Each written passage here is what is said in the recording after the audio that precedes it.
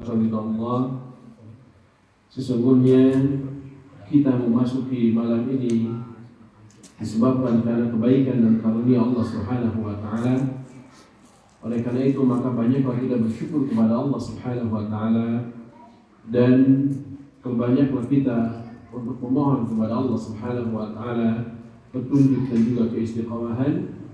Dan kita berharap semoga majelis kita majelis yang diberkahi oleh Allah Subhanahu wa taala dan dicatatkan sebagai pemberat timbangan kebaikan kita di yaumil akhir. Jemaah sekalian, tema kali ini kita berbicara tentang memanfaatkan umur sebelum kita dikubur. Karena sesungguhnya jemaah sekalian, kehidupan kita di dunia itu hanyalah sementara dan sebentar saja. Ini bukan tanpa dasar. Bahkan dalil dalam Al-Quran juga disebutkan dalam hadis. Dalam Al-Quran Allah Subhanahu wa ta'ala berfirman tentang kehidupan dunia ini. Ketika kita masuk ke alam akhirat, kita akan merasakan hidup dunia itu apa? Illa asyiyatan aw duhaha. Seperti asyiyah, yaitu waktu maghrib menuju isya. Sebentar atau cepat? Sebentar sekali. Sebentar dan cepat sama baik. Ya, sangat sebentar sekali. Aw duhaha, atau di waktu duha saja. Dan dari ini jemaah sekalian terbukti. Bahkan kalau kita mau sedikit merenung saja, yang hari ini usia kita berapa pun usia kita. Kalau kita merenung kondisi kita di masa lalu, ketika masa-masa kecil, kita bermain dengan teman-teman kita di sawah, main layangan dan lain sebagainya. Kita bayangkan sekarang perasaan asa cikeneh. Rasanya kok baru kemarin kita menjadi anak-anak, sekarang kok malah jadi punya anak, bahkan punya cucu. Ketika kita mengenang masa-masa sekolah, ketemu dengan teman-teman sekolah ketika SD, kita berjumpa dengan teman sekolah kita, pada kita berbicara waktu kita masih SD dulu. Kita akan berpikir, asa kamari orang ke SD, aina geus punya cucu yang usianya SD. Maka waktu itu bergulir dan begitu cepat. Makanya tidak ada kehidupan kita, apalagi dibandingkan dengan kehidupan akhirat, itu sangatlah pendek. Illa asyiyatan aw duhaha. Hanya waktu maghrib ke isya saja, atau di waktu duha saja. Sedangkan jemaah sekalian, bagi setiap kita itu pasti, dan kita yakin dengan dalil dalam Quran dan juga Sunnah, dan juga bahkan dengan bukti empiris yang kita bisa lihat, kita dengar, kita saksikan, bahwa setiap kita suatu saat akan meninggal. Sebagaimana yang Allah Subhanahu wa ta'ala firmankan dalam surat Al-Jumu'ah, Allah Subhanahu wa ta'ala berfirman, "Qul innal mauta alladhi tafirruna minhu fa innahu mulaqikum." Katakanlah, innal mauta, sesungguhnya kematian, alladhi, yang tafirruna minhu, kalian menghindar, berlari menjauh darinya, fa innahu mulaqikum, tapi kematian itu pasti akan mendatangi kalian. Orang yang menghindari kematian dengan cara tidak mau membicarakan tentang kematian. Kenapa? Orang-orang yang paling takut dengan mati, dia tidak mau membicarakan tentang kematian. Yang dia bicarakan apa? Dunia. Dia tidak mau bicara tentang akhirat, kehidupan setelah mati dan seterusnya. Maka walaupun dia menghindar dari kematian tersebut, maka kematian itu pasti akan tiba saatnya dan tidak akan dikurangi walaupun sedetik, dan tidak akan ditambah walaupun sedetik. Sampai dalam surat An-Nisa ayat ke-78, Allah Subhanahu wa ta'ala berfirman, "Aynama takunu yudrikumul maut."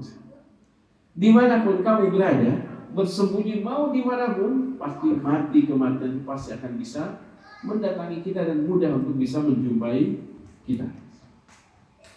Bahkan di dalam surat Ar-Rahman di ayat yang ke-26, Allah berfirman, "Kullu man 'alaiha fan." Setiap orang yang ada di atas permukaan bumi ini adalah fana.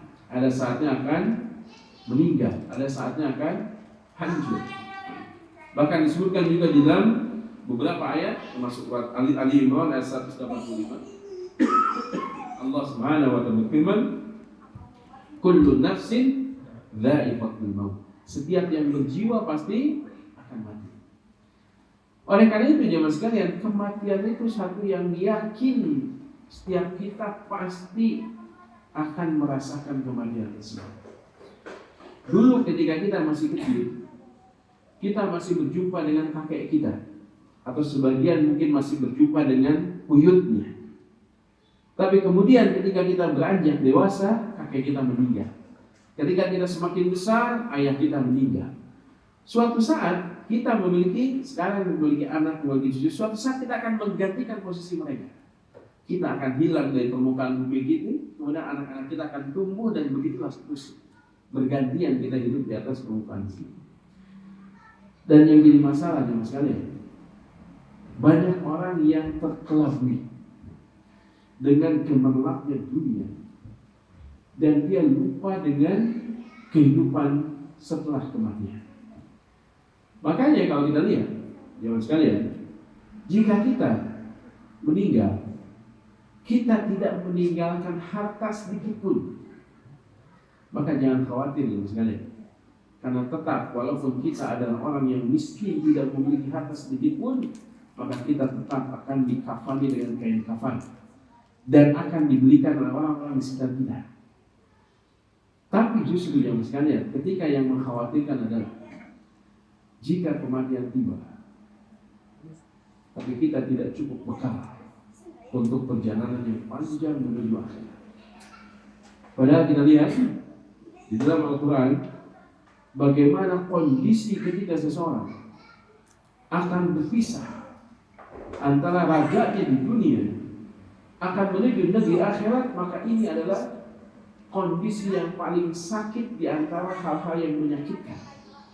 Kalau kita pernah merasa sakit di dunia ini, maka sakit yang kita derita belum apa-apanya dibandingkan kesakitan ketika mendatangi sakaratul maut. Sampai Nabi yang mulia sallallahu alaihi wasallam bersabda, "Inna lil mauti la sakarat." Bahwasanya dalam setiap kematian itu ada sakarat. Dan bahkan disebutkan dalam Al-Quran tentang beratnya sakaratul maut adalah ketika seseorang wal taffati saqu bis-saq. Dalam surat Al-Qiyamah Allah berfirman wal taffati saqu bis-saq. Dan ketika betis bertaut dengan betis, ketika betis bertaut dengan betis ini karena menahan betapa sakitnya ketika dicabut nyawa dari raga kita. Karena definisi dari kematian itu apa? Ketika terpisahnya ruh dengan jasad dan ruh ini tidak bisa kembali kepada jasad tersebut. Makanya tidak benar ya sekalian. Kalau ada orang yang meyakini hati-hati ini kaitannya akidah, tidak boleh kita meyakini hal ini. Sebagian orang awam mereka meyakini kalau orang meninggal bisa balik lagi ke dunia. Baju jurigan. Ini keyakinan yang batil, keyakinan yang tidak benar. Ada orang yang meninggal karena kecelakaan misalkan, maka orang-orang memberikan persaksian, di tempat dia meninggal ada suara orang yang nangis, kayaknya ini korban kecelakaan. Korban kecelakaan sudah meninggal, sekalian. Tidak mungkin dia nangis-nangis lagi di situ. Jika dia orang yang soleh, di mana tempatnya? Dia akan mendapatkan nikmat kubur. Tidak akan mungkin dia balik lagi ke dunia. Kalau dia orang durhaka, tidak akan mungkin balik ke dunia. Kenapa? Karena dia mendapatkan siksa kubur dan malaikat tidak akan membiarkan walaupun hanya sesaat saja untuk kembali ke dunia. Makanya yang tertipu dengan akidah-akidah yang batil, yang syaitan bermain di situ ya sekalian. Jadi syaitan itu menggelincirkan manusia dengan berbagai macam cara, termasuk yang memungkinkan jika menyebabkan orang kufur keluar dari agama Islam, maka itu yang diinginkan oleh syaitan. Kalau tidak, tetaplah berada dalam agama Islam, tapi dia melakukan dosa-dosa besar, termasuk kesyirikan. Meyakini keyakinan yang tidak benar. Meyakini orang yang meninggal masih balik lagi ke dunia, berkeliling di rumah kita, masih bersama dengan kita. Di waktu tertentu balik lagi. Makanya zaman dulu ada istilah apa? Sesajen, jan karubun. Biasanya di beberapa tempat, bahkan di tempat saya dulu, ketika masih kecil, itu masih ada kebiasaan ketika menjelang bulan Ramadan, masa masyarakat itu menyiapkan nampan yang isinya itu ada kue-kue, ada kue apem, kue apa, kemudian ditambah lagi dengan air kopi, pahit kopi, kemudian ditambah air teh, ditambah dengan potongan-potongan dari kelapa, ada juga yang menggunakan pisang. Terus di situ apa? Dinyalakan rokok, suruh karena leluhurnya senang rokok. Disiapkan di situ, disimpan di pojokan rumah, dan diyakini kalau leluhur itu akan datang ke rumah tersebut. Alhamdulillah. Keyakinan yang tidak benar. Maka orang yang meninggal kalau dia soleh mendapatkan nikmat kubur, ketika dia durhaka maka dia akan mendapatkan azab kubur. Kondisinya ya sekalian, setiap kita akan ada salah satu di antara dua kondisi. Bisa jadi ketika kita wafat, kita adalah orang yang dicabut nyawa kita oleh malaikatul maut yang mencabut nyawa dengan lemah lembut. Atau kalau kita termasuk orang yang durhaka kepada Allah, maka berhati-hatilah, karena di sana akan ada malaikatul maut yang mencabut nyawa dengan keras. Sebagaimana yang Allah firmankan dalam surat apa ini? An-Nazi'at. Dalam surat An-Nazi'at Allah Subhanahu wa ta'ala berfirman, "Wan-nazi'ati gharqa, wan-nashitati nashra, was-sabihati sabha, wan-nazi'ati gharqa." Demi malaikat yang mencabut nyawa dengan sangat keras. Dan sampai disebutkan dalam hadis Nabi SAW menggambarkan bagaimana kerasnya mencabut nyawa ini, seperti seakan-akan ada besi yang dilengkungkan seperti jangkar yang ditancapkan di dalam sebuah karung yang di dalamnya berisi bulu-bulu yang telah dibasahi, kemudian ditarik dengan kerasnya. Bayangkan bagaimana kondisi karungnya, akan berantakan, hancur. Dan subhanallah, begitulah sakitnya ketika dicabut nyawa ketika seseorang berada dalam sakaratul maut. Maka tidak aneh ketika seseorang dicabut nyawanya, sebagaimana disebutkan juga dalam hadis Nabi sallallahu alaihi wasallam, "Man 'asha syai' famata 'alaih, man mata 'ala syai' fabu'itha 'ala syai'." Barang siapa yang dia hidup dalam kondisi tertentu, dia mencintai sesuatu ketika hidup, maka dia akan meninggal dalam apa yang dia cintai pada saat itu. Ada orang yang senang main bola, karena dia meninggalnya di lapang bola. Ada orang yang rajin ibadah, sering datang ke masjid, meninggalnya di masjid. Ada orang yang senang berjudi, meninggalnya di tempat judi. Ada orang yang senang berzina, dan dia meninggal dalam keadaan berzina. Naudzubillah. Maka barang siapa yang dia hidup dan membiasakan diri dalam kehidupan kesenangan tertentu, maka dia akan meninggal dalam kondisi tersebut. Karena sakaratul maut yang sekalian begitu beratnya. Dan ketika itu, kenapa dalam syariat ini dikatakan apa? Laqinu mautakum billah ilaha illallah.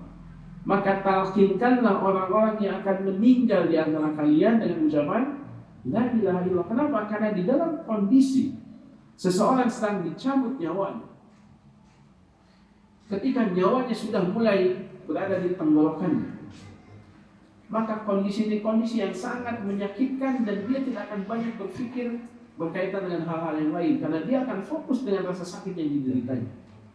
Maka pada saat itulah fungsi dan peran orang yang hidup, yang membisiki di telinga dengan ucapan la ilaha illallah, mengingatkan kepada orang yang dalam kondisi berat yang menghadapi sakaratul maut, agar dia bisa teringatkan dan dituntun untuk bisa mengucapkan hal yang sama.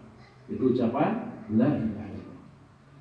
Dan Nabi yang mulia sallallahu alaihi wasallam sabda, "Man akhiru kalamihi la ilaha illallah dakhala al-jannah." Barang siapa yang akhir dari ucapan dia di dunia ini ketika menghadapi kematiannya mengucapkan la ilaha illallah, apa yang terjadi?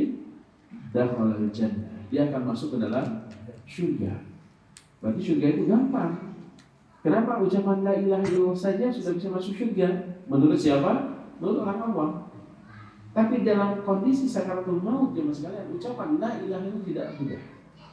Bahkan jangankan itu, sebagian orang untuk menyebutkan nama Allah saja Kalau hatinya tidak memiliki kecintaan kepada Allah Subhanahu wa Ta'ala, susah sekali. Maka semakin jauh seseorang dari Allah, semakin sulit dia menyebut-nyebutnya. Sama dengan kita ya, manusia. Semakin dia mencintai sesuatu, semakin mudah lisannya untuk mengucapkan apa yang dicintainya. Semakin dia tidak suka, semakin jarang dia mengucapkan dan bahkan dia enggan untuk mengucapkan hal tersebut. Contoh misalnya ini sekalian.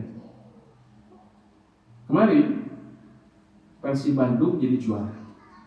Alhamdulillah. Bagi pecinta bola. Bagi yang tidak cinta bola ya biasa-biasa aja ya. Ketika Persib Bandung jadi juara, kan itu ada permainannya, main bola atau bola apapun. Bayangkan orang yang nonton main bola ketika dia cinta bola, dia nonton dengan temannya berdua. Ketika nonton dia cerita, wah hebat ini dan sebagainya. Setelah beres nonton apa yang terjadi? Diobrolkan dari paginya segitu, wah padahal diceritakan lagi. Besoknya kita lihat temu apa? Cerita lagi tentang bola lagi. Kamarinya mainan teh. Waktu berlalu bertemu dengan orang lain, ceritakan lagi tentang bola lagi, ceritakan tentang bola lagi. Kenapa? Karena dia mencintai bola. Maka apapun yang dia cintai, maka dia akan berbicara sesuai dengan kecintaannya. Orang yang suka otomotif, maka setiap bertemu dan setiap bicara, apa yang dia bicarakan? Tentang otomotif saja. Bicara tentang mobil keluaran terbaru, kalau ini mesinnya begini dan lain sebagainya. Maka apapun yang dicintai akan dia mudah dan sering untuk mengucapkan apa yang dicintai. Orang yang mencintai Allah maka dia bisanya tidak akan pernah kering untuk terus menyebut-nyebut nama Allah, baik dalam keadaan senang dia bersyukur kepada Allah dan memuji Allah Subhanahu wa Ta'ala, dan ketika bersedih dia tetap menyebut nama Allah dan memohon pertolongan kepada Allah Subhanahu wa Ta'ala. Oleh karena itu, ketika Allah Subhanahu wa Ta'ala berfirman berkaitan dengan kondisi-kondisi demikian, maka ini menunjukkan apa? Adanya kematian itu sesuatu yang pasti dan ada kehidupan setelah mati itu sesuatu yang pasti. Bahkan sebagian orang yang menolak tentang kematian, pada sesungguhnya dia tidak bisa menolak tentang kehidupan setelah kematian. Karena ada orang yang begitu ya. Ada orang yang berpikir hidup itu sampai nanti mati, setelah mati kemudian selesai, tidak ada kehidupan yang lain. Makanya orang yang berputus asa, dia ingin segera mengakhiri hidupnya. Dia pikir apa?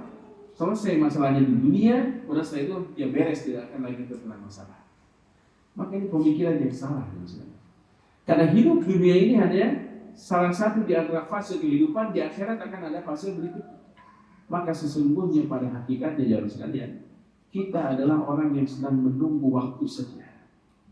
Sedang menunggu umur kita sampai suatu saat kita akan dikubur dan dipendam di dalam tanah. Oleh karena itu, tema kali ini adalah tema yang sangat indah. Itu memanfaatkan umur sebelum kita dikubur. Setiap kita yakin bahwa suatu saat akan meninggal. Hanya kita tidak tahu kapan kita meninggal. Bisa jadi besok, bisa jadi lusa, bisa jadi sebulan yang akan datang, bisa jadi setahun yang akan datang. Kita tidak tahu.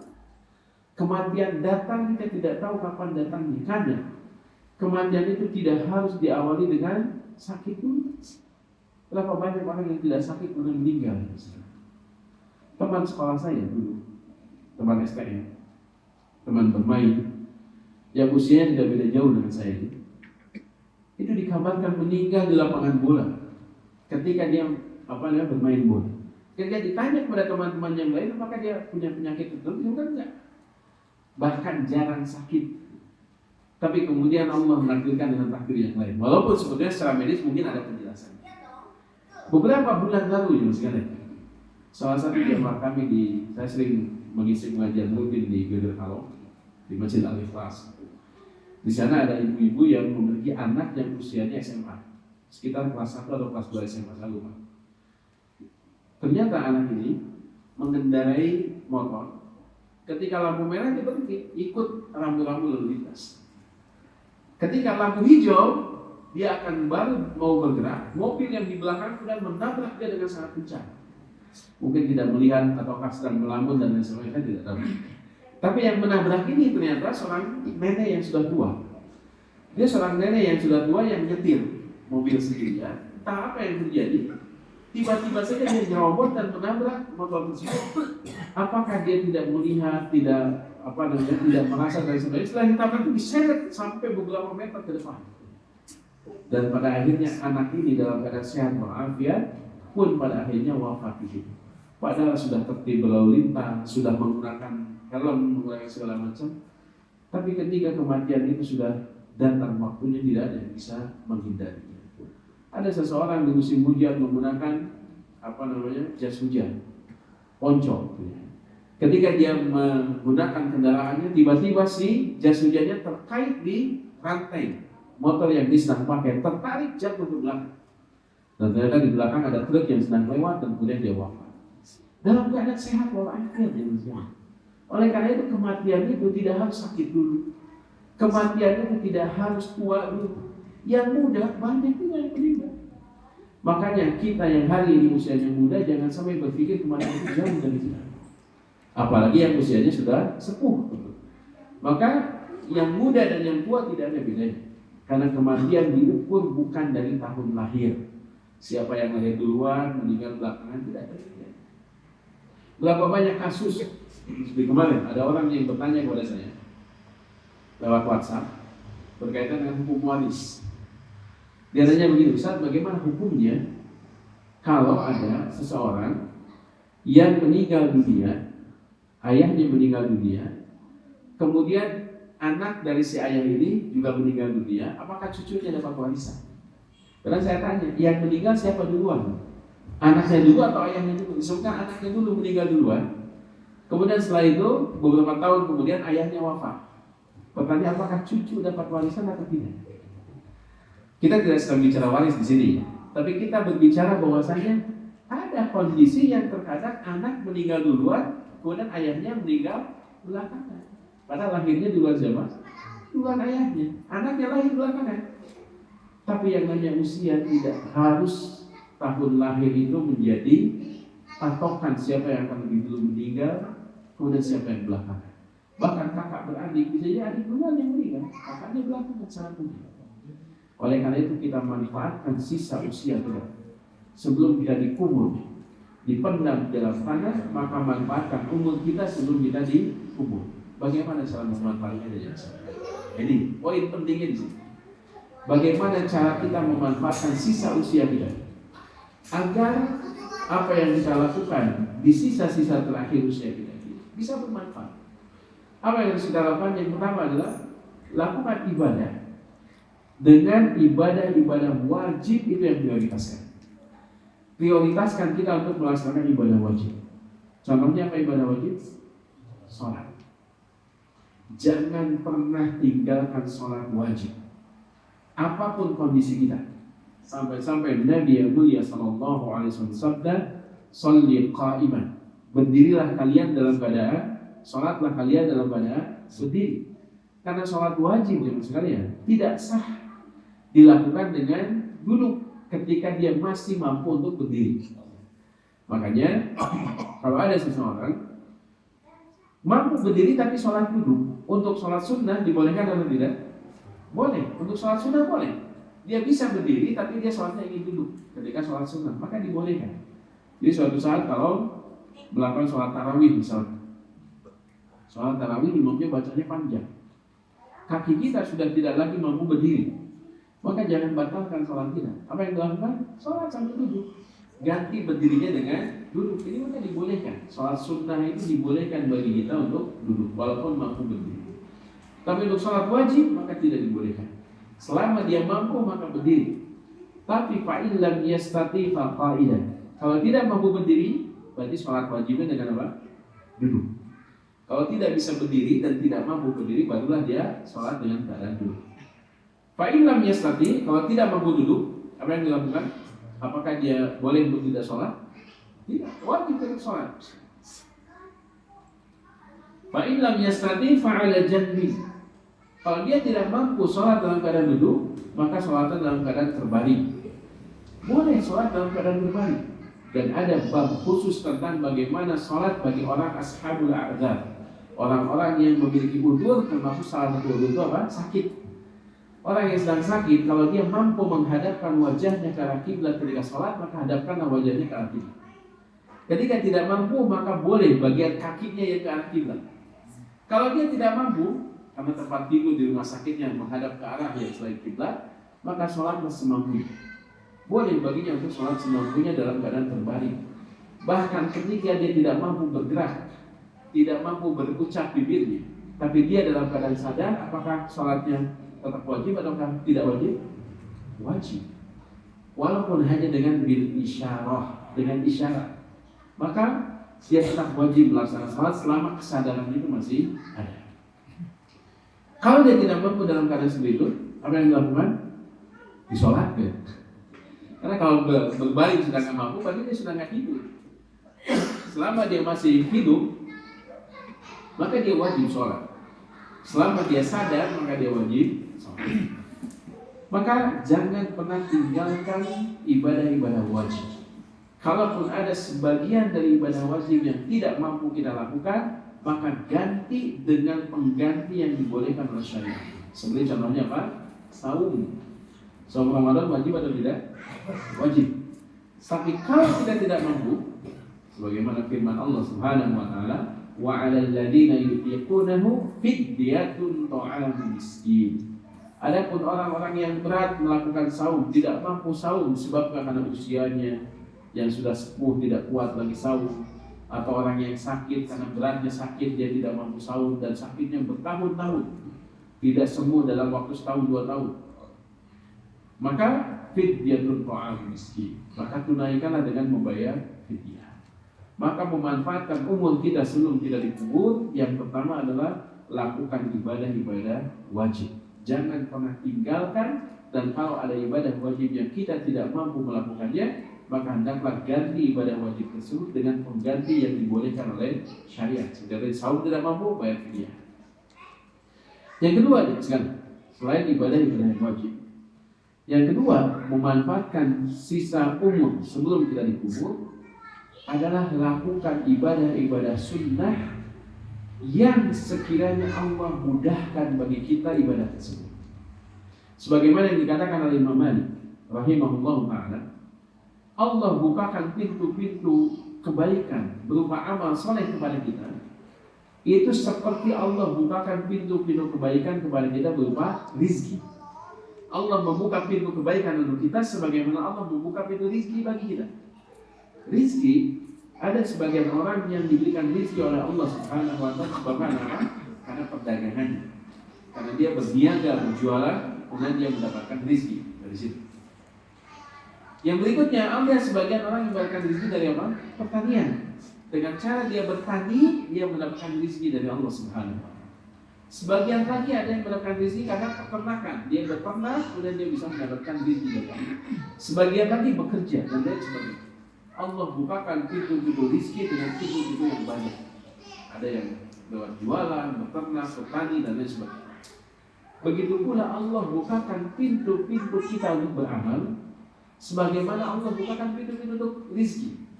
Ada sebagian orang yang Allah bukakan kemudahan untuk saum. Saumnya rajin sekali. Saum Daudnya dia lakukan, atau sebagian orang membiasakan saum Senin dan Kamis. Sebagian lagi ada yang membiasakan saum 3 hari dalam 1 bulan, dan lain sebagainya. Dia rutin melaksanakan saum sunnah, tapi belum tentu Allah mudahkan baginya untuk melaksanakan qiyamul lail. Saumnya rajin, salat sunnah belum tentu rajin. Maka kalau demikian, manfaatkan apa yang Allah mudahkan bagi orang tersebut. Kalau kita dimudahkan saum, melakukan saum. Tapi terkadang pintu qiyamul lail belum tutup. Ada orang yang Allah bukakan kebaikan lewat qiyamul lail. Setiap malam dia rajin melakukan qiyamul lail, tidak terlewat. Selama dia sehat, selama dia mampu, selalu tahajud qiyamul lail. Maka jaga itu dan lanjutkan terus. Walaupun sebagian orang yang Allah bukakan pintu qiyamul lail, belum tentu juga Allah bukakan pintu bersedekah. Qiyamul lailnya rajin, tapi belum tentu dia mampu sedekah. Orang yang Allah mudahkan, diberikan harta, diberikan rezeki, kemudian dia bersedekah, tidak ada satupun momen yang dia mampu untuk sedekah, dia bersedekah. Ada orang yang kesusahan, dia tolong. Ada kesempatan untuk membangun masjid, dia bantu masjid, dan lain sebagainya. Sedekah, selalu beramal soleh dengan sedekah. tapi belum tentu juga Allah bukakan pintu kebaikan baginya berupa saum sunnah. Oleh karena itu ketika Allah bukakan pintu kebaikan manapun itu, saum sunnahnya, qiyamul lailnya, sedekahnya, atau apapun yang Allah telah bukakan bagi kita, maka jangan kita tutup dengan kemalasan kita. Lakukan itu. Dan jangan menganggap remeh orang lain yang Allah bukakan pintu kebaikan yang lainnya. Ada orang yang rajin saum sunnah, terkadang dia menganggap remeh orang yang tidak saum sunnah. Padahal orang yang tidak saum sunnah, sebagaimana dia saum sunnah, bisa jadi dia dibukakan pintu kebaikan di sisi yang lain. Sedekahnya misalkan, qiyamul lail, qiyamul lail. Kalau dia rajin qiyamul lail, pintu kebaikan yang telah Allah bukakan bagi kita berupa ibadah sunnah, maka lakukan. Dan jadikan ibadah tersebut menjadi ibadah andalan. Orang-orang saleh terdahulu yang sekalian dari kalangan para sahabat, tabi'in dan tabi'ut tabi'in, mereka melakukan ibadah-ibadah wajib tentu saja. Ibadah-ibadah sunnah iya, tapi di antara mereka, di antara ibadah sunnah yang ada itu, ada salah satu di antara ibadah andalan yang itu menjadi ciri khas dia. Contoh, seperti Bilal bin Rabah. Apa amalan andalan Bilalnya? Dia melaksanakan apa? Menjaga kesuciannya, berwudu. Dan Bilal mengatakan ketika Nabi bertanya, ya Bilal, wahai Bilal, maka hari ini tunjukkanlah kepadaku bi'amali, dengan satu amal tauhid Islam yang kau amalkan setelah kau masuk Islam, yang kau harapkan amal tersebut menjadi amalan yang terbaik yang memasukkan kau ke dalam surga. Apa yang dikatakan oleh Bilal? Dia mengatakan, ya Rasulullah, tidaklah aku melaksanakan wudu lailan au naharan, baik itu malam hari ataupun siang hari. Berarti Bilal adalah orang yang sering berwudu di siang hari ataupun malam hari, baik di waktu sholat atau di luar waktu sholat. Kecuali sholaitu rakaatain, saya akan melaksanakan sholat 2 rakaat setelah wudu, baik siang atau malam, dia melakukan sholat 2 rakaat. Berarti amal Bilal itu ada berapa? Ada 2. Yang pertama, menjaga dirinya tetap dalam keadaan suci walaupun di luar waktu sholat. Yang kedua, setiap kali dia bersuci melaksanakan sholat syukur wudu 2 rakaat. Maka ini amal andalan Bilal. Walaupun Bilal apakah punya amal lain? Punya. Saumnya dia kadang saum, juga sedekahnya juga demikian. Tapi amal ini adalah amalan yang menjadi andalan Bilal yang tidak ditinggalkan amalan tersebut, terus dijaga.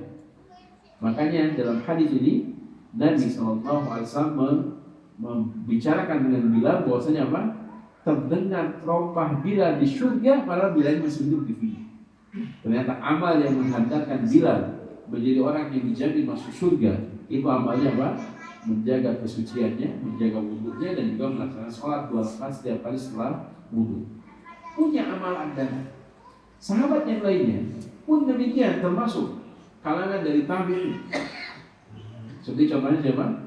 Ali bin Husain bin Ali bin Abi Thalib, Ali Zainal Abidin. Dia terkenal orang yang zuhud, orang yang dermawan, tapi kedermawannya tidak diketahui oleh orang lain. Karena Ali bin Husain bin Ali bin Abi Thalib, saya juga sebenarnya sudah pernah mengisahkan ini di di sini di majelis yang lainnya.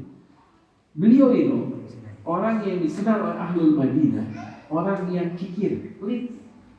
Kenapa? Orang lain bersedekah, dia tidak terlihat bersedekah.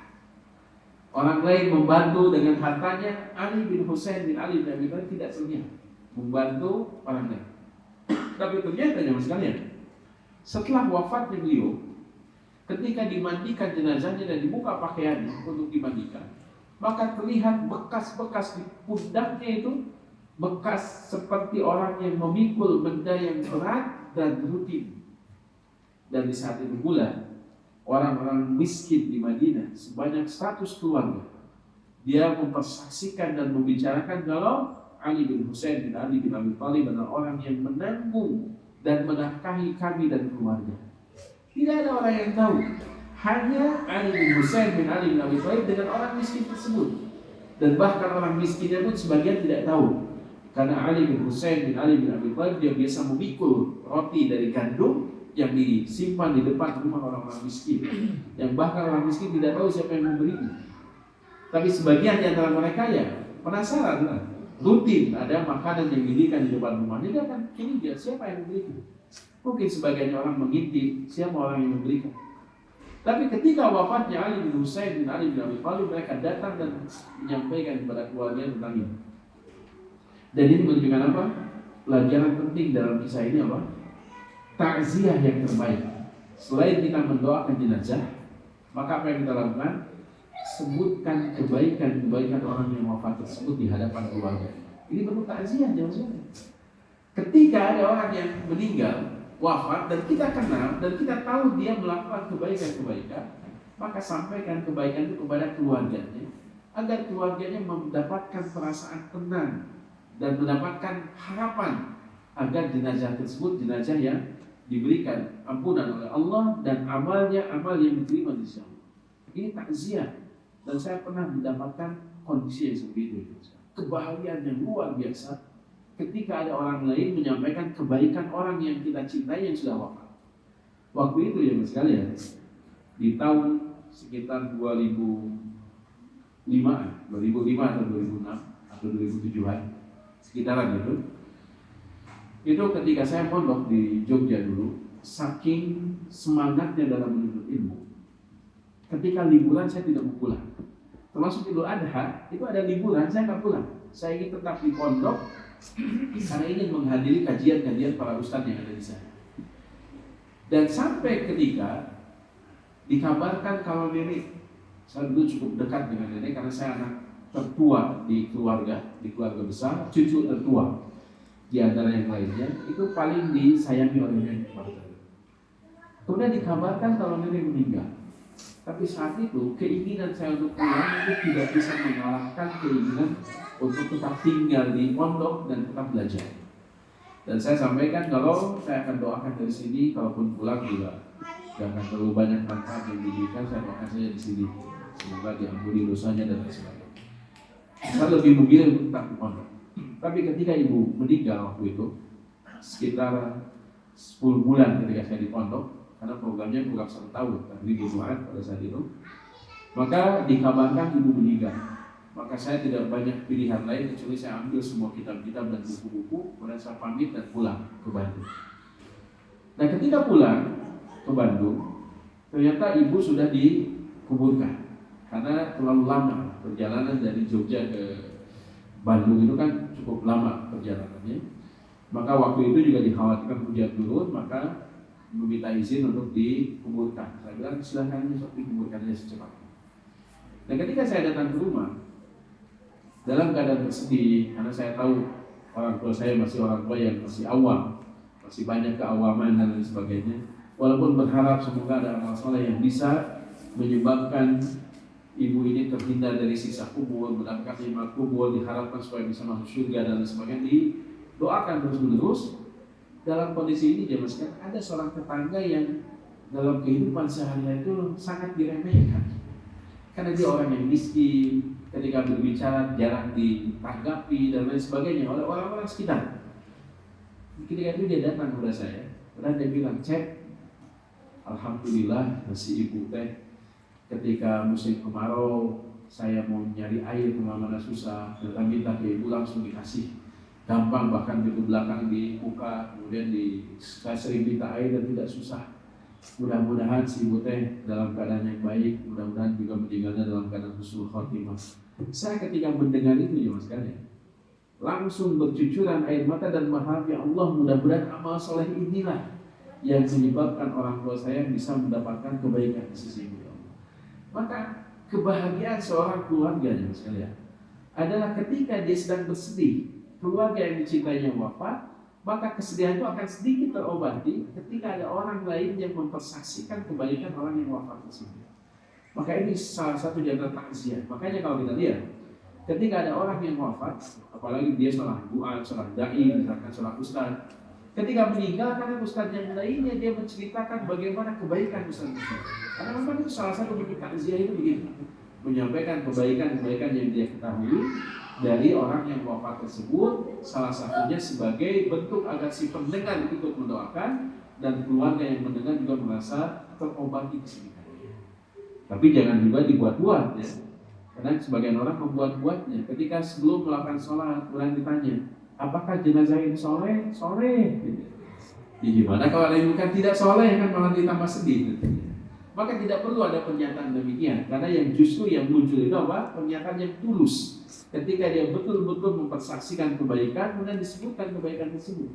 Ada jemaah masjid yang rajin sholat berjamaah. Bahkan ketika wafat tidak datang kepada keluarga, alhamdulillah beliau itu orang yang rajin ke masjid, tidak pernah meninggalkan sholat berjamaah di masjid. Ketika Ramadan beriktikaf di masjid dan lain sebagainya, maka ini amal-amal soleh yang boleh kita sebutkan kepada keluarganya sebagai bentuk takziah, sebagai bentuk memberikan kebahagiaan di antara kondisi-kondisi yang sedang menimpa kesedihan orang yang ditinggalkan, kematian orang yang baik. Sudah masuk waktu Isya, kita jeda dulu sejenak. Kita cukupkan. Wassalamualaikum warahmatullahi wabarakatuh wa ala alihi washabihi ajmain wa akhiru da'wana alhamdulillahirabbil alamin.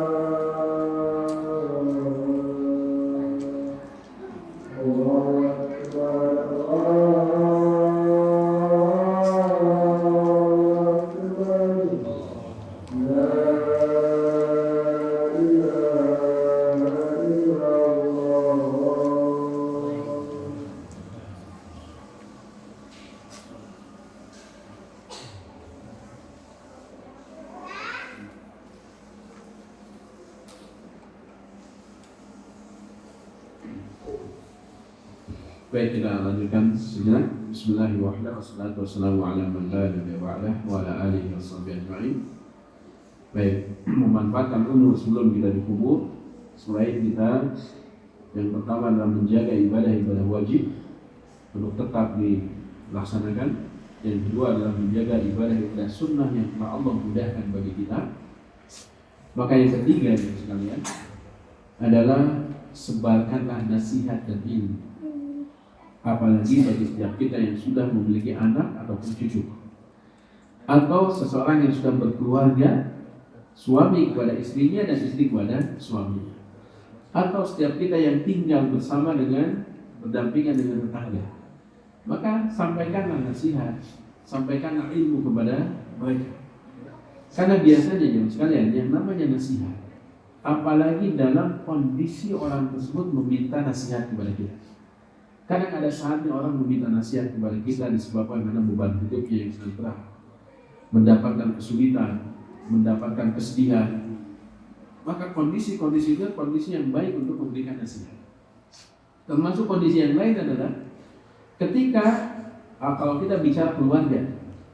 Dalam keluarga nasihat terbaik itu kapan diberikan? Ketika sedang di meja makan. Makanya kalau kita lihat sunnahnya sebagaimana yang disebutkan dalam hadis Nabi SAW ketika beliau makan bersama keluarganya, bersama ada anak-anak yang ikut makan di situ.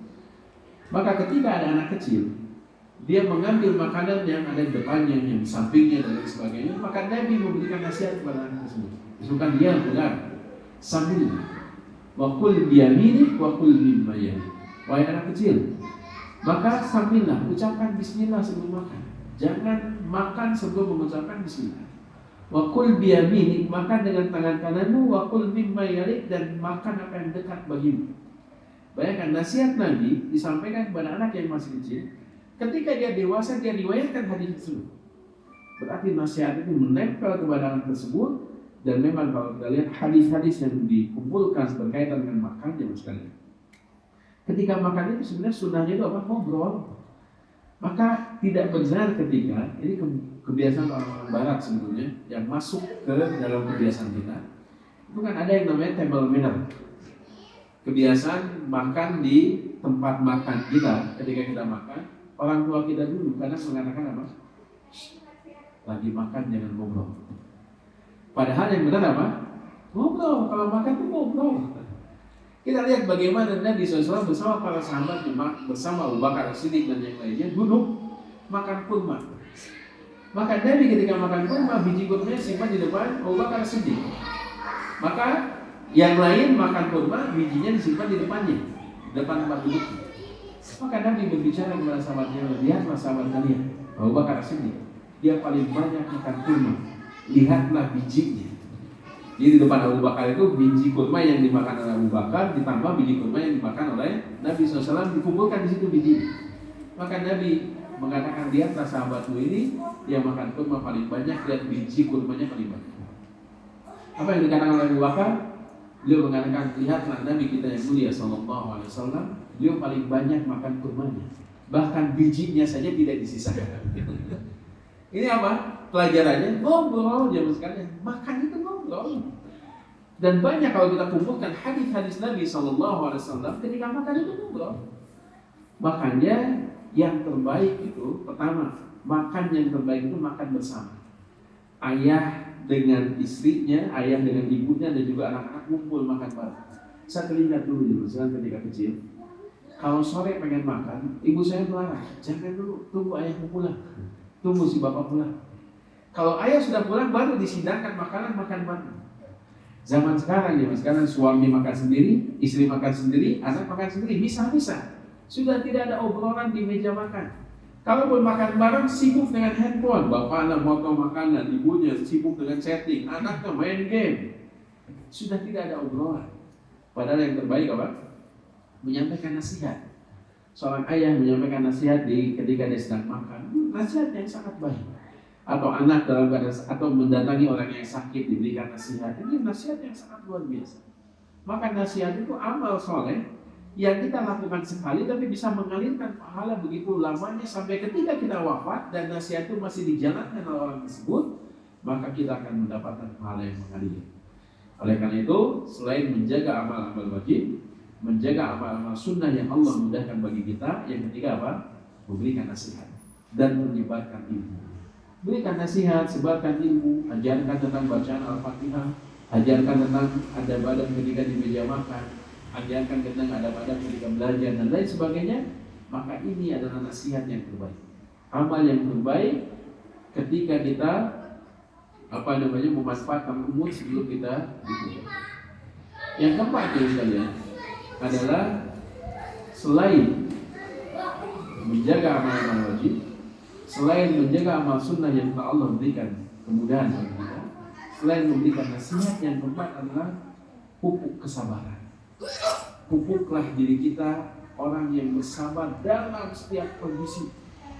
Karena di zaman kita sekarang ini banyak hal yang menyebabkan bukan urusan kita, tapi kita ingin komensi, ingin mengomentari sesuatu yang bukan urusan kita. Dan kita tidak akan dihisab tentang hal tersebut di akhirat nanti. Tapi kita inginnya komen, tidak sabar, dan lain sebagainya. Maka jaga kesabaran, apalagi dalam kondisi-kondisi tertentu. Karena sabar itu ada 3. Sabar dalam menjalankan perintah, sabar dalam menjauhi larangan, dan sabar dalam ketika seseorang tertimpa musibah. Di antara 3 sabar ini mana yang paling berat? Sabar menjalankan perintah, menjauhi larangan, atau ketika tertimpa musibah? Mana yang lebih berat?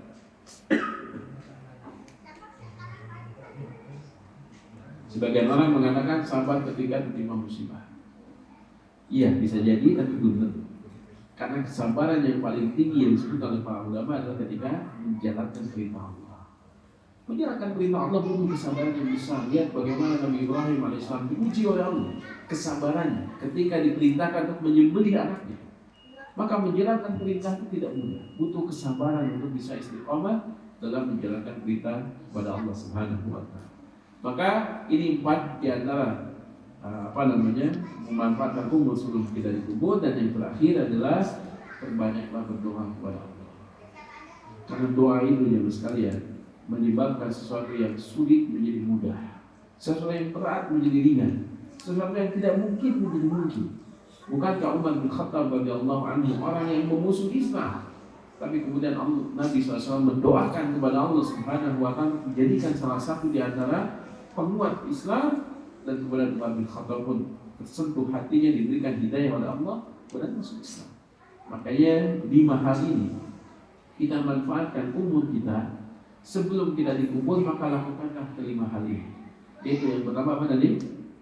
Menjaga amalan wajib, jangan pernah tinggalkan amalan wajib. Yang kedua, melakukan amalan-amalan sunnah yang Allah bukakan kemudahan bagi kita untuk mengamalkan hal tersebut. Kemudian yang ketiga apa? Memberikan nasihat. Kemudian yang keempat, bersabar. Dan yang kelima, berdoa kepada Allah Subhanahu wa taala. Dan ini 5 amal yang bisa kita manfaatkan. Kita manfaatkan sisa umur yang Allah berikan kepada kita sebelum kita dikubur, maka lakukan 5 hal ini yang insya Allah umur yang tersisa ini bisa menjadikan umur yang berkah dan dicatatkan oleh Allah Subhanahu wa taala sebagai umur yang memiliki kebaikan dan dicatatkan sebagai kebaikan menjadi pemberat di yaumil akhir. Baik, alhamdulillah itu saja materi yang disampaikan di malam hari ini. Ada sisa waktu yang bisa kita manfaatkan untuk sesi tanya jawab. Jika ada yang ingin disampaikan dan ditanyakan, maka dipersilakan. Ya, silakan.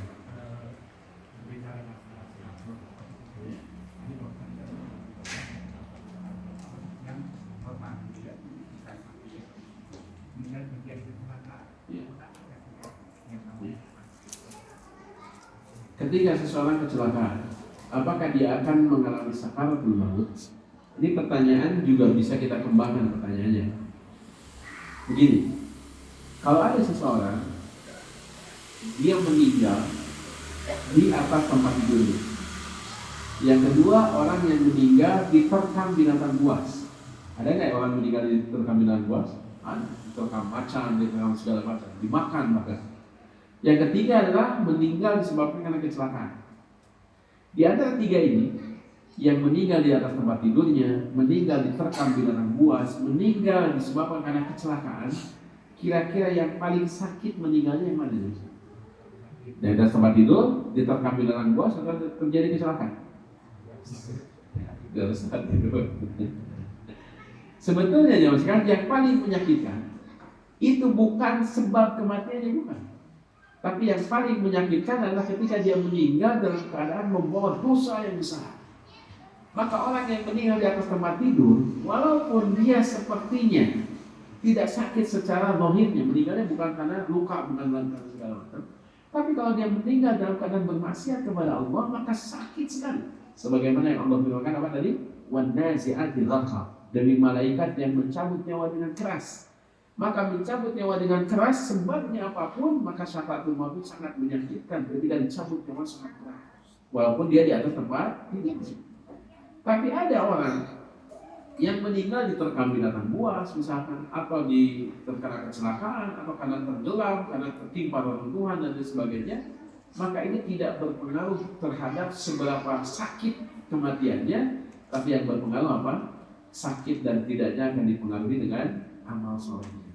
Orang durhaka, kalaupun ketika dia meninggal tidak kelihatan sakitnya, tapi ketika sakaratul maut hakikatnya apa? Sakit. Karena yang ketika sakaratul maut yang merasakan sakit apa? Ruh atau jasad? Ruhnya. Walaupun sebagian ditampakkan dari jasad. Jadi sakaratul maut itu yang merasakan sakit itu jasadnya. Tapi itu terkadang berdampak, terefek dengan teriakannya dan sebagainya, kadang ada. Tapi ada juga orang yang meninggal dalam keadaan tidak berteriak, tidak apa. Tapi dia sakit, karena yang merasa sakitnya apa? Ruh. Yang terkadang ada efek kepada jasadnya, kadang juga tidak ada efek kepada jasadnya. Maka orang yang meninggal disebabkan karena kecelakaan, karena tenggelam, karena diterkam binatang buas, atau di atas tempat tidurnya, maka ini tidak berpengaruh mana yang lebih sakit, tapi yang menyebabkan sakitnya itu ketika dia meninggal dalam keadaan durhaka kepada Allah Subhanahu wa Ta'ala. Begitu Pak, tetap ada sakit.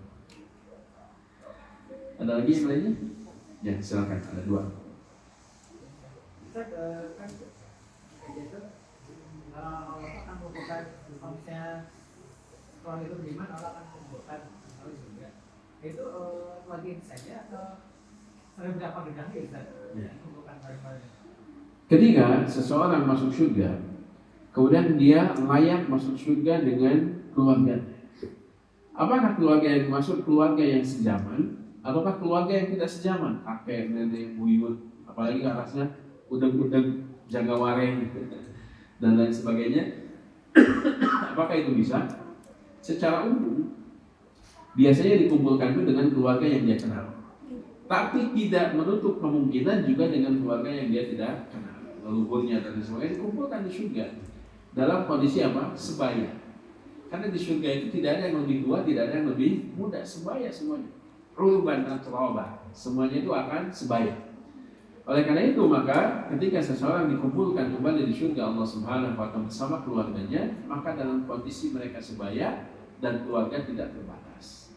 Itu bisa jadi keluarga inti, bisa jadi dengan kakeknya juga ketemu, dengan buyutnya juga ketemu, sangat memungkinkan ketika memang orang-orang tersebut memiliki manzilah yang sama ketika Allah layakkan mereka untuk bisa masuk surga bersama-sama. Begitu Allah. Silakan. Tadi menyinggung tentang nasihat. Dan ini saya tanya.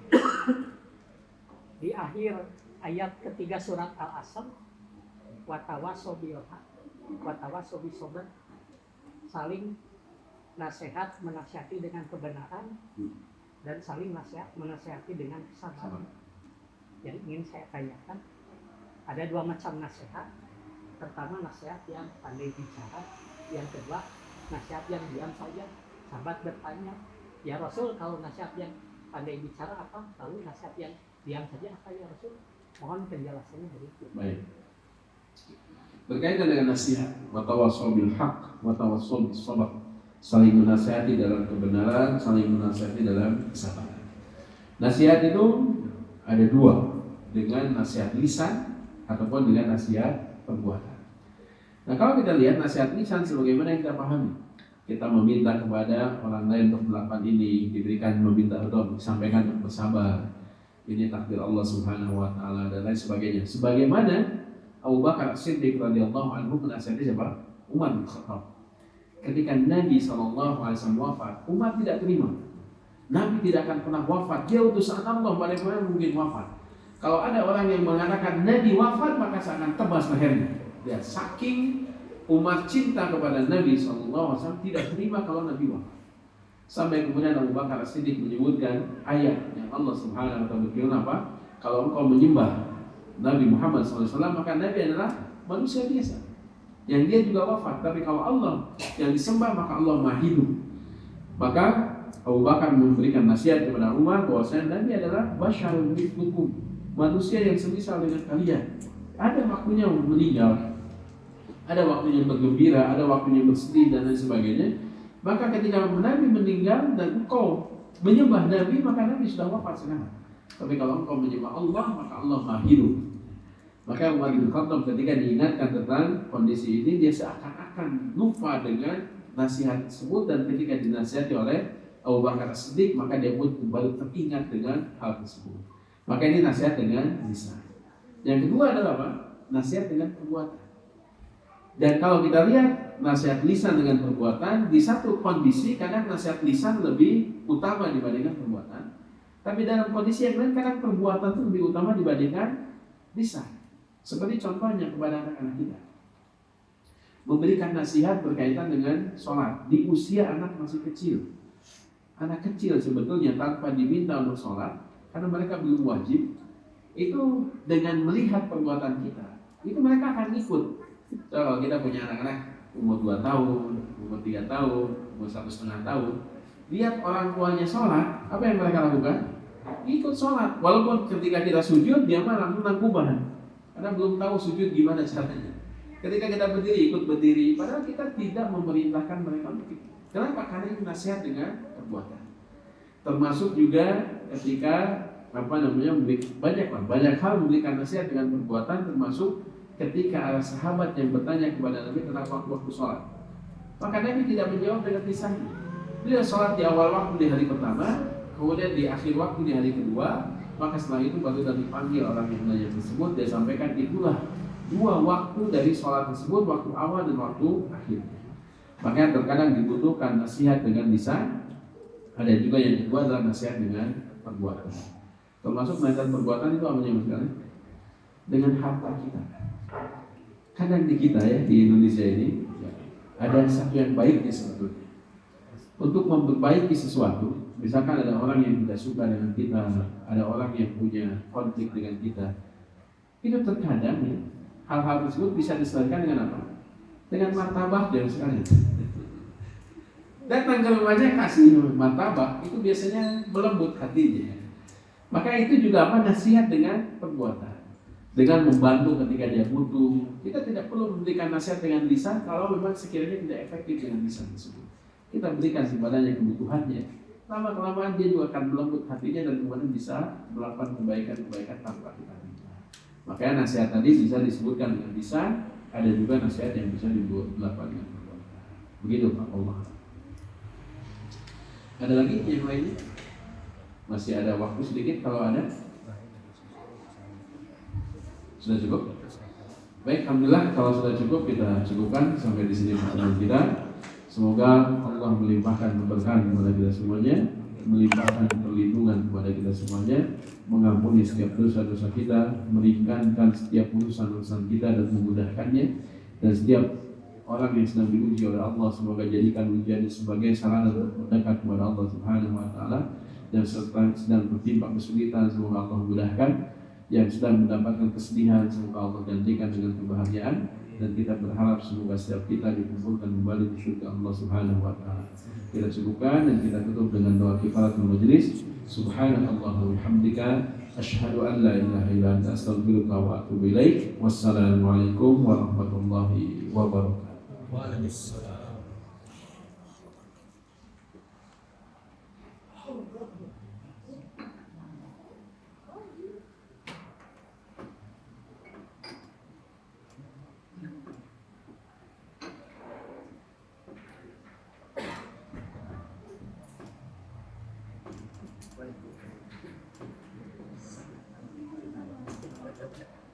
What else?